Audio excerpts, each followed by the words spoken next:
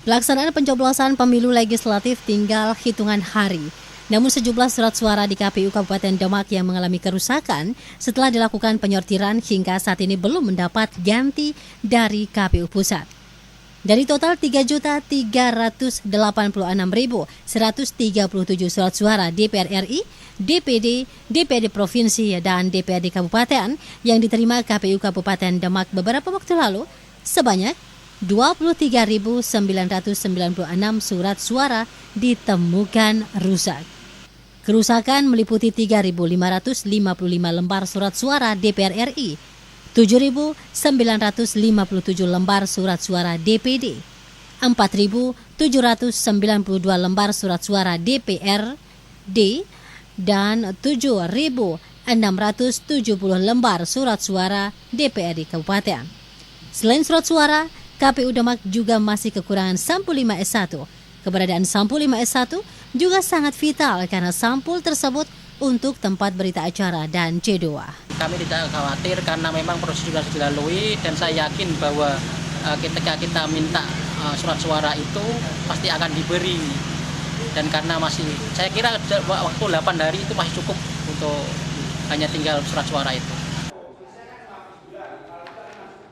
Sementara itu di KPUD Grobogan sudah menerima sejumlah surat suara pengganti.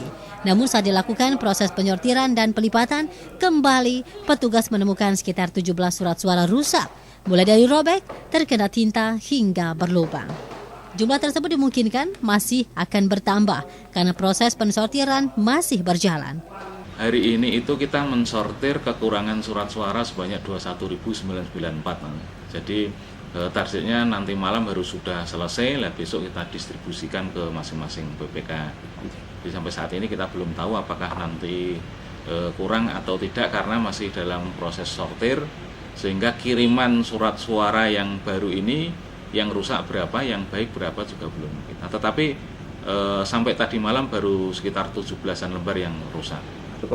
Logistik insya Allah sudah cukup, nanti kan di kecamatan ini kan masih proses memasukkan ke 2S2 dan kota.